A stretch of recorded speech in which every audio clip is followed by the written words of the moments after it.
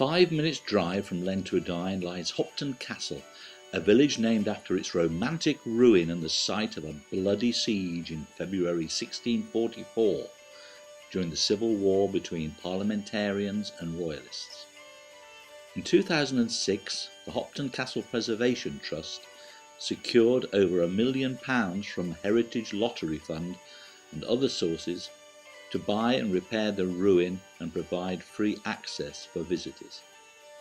It has a fascinating history.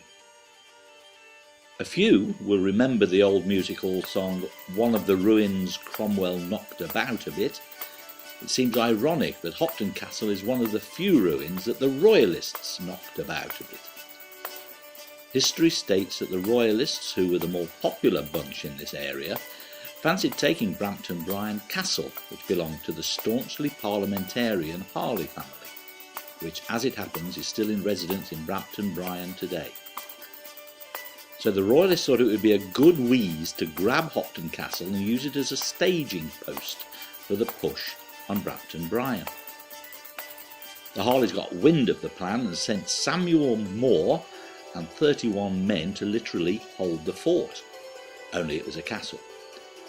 They held out for many weeks, but the Royalists, after several unsuccessful attempts, eventually broke into the castle and, it is said, wreaked a bloodthirsty revenge, slaughtering all its defendants for putting them to so much trouble.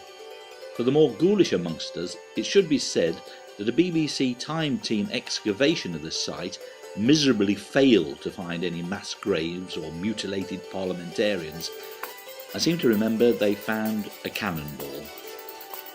On a lighter note, experts tell us that the castle was designed not so much as a stronghold as a dwelling or high-status tower house, and built in the early 1300s on the site of a Norman keep. It was built to look like an older castle to give the owner, Walter de Hopton, a large slice of street cred.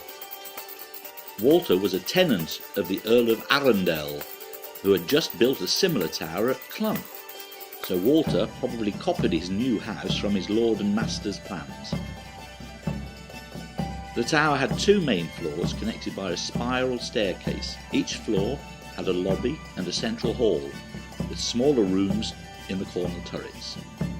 The first floor is likely to have been the owner's living quarters, while the ground floor was used for everyday business.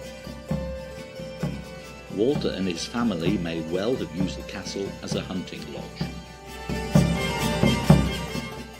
For further information, go to this site.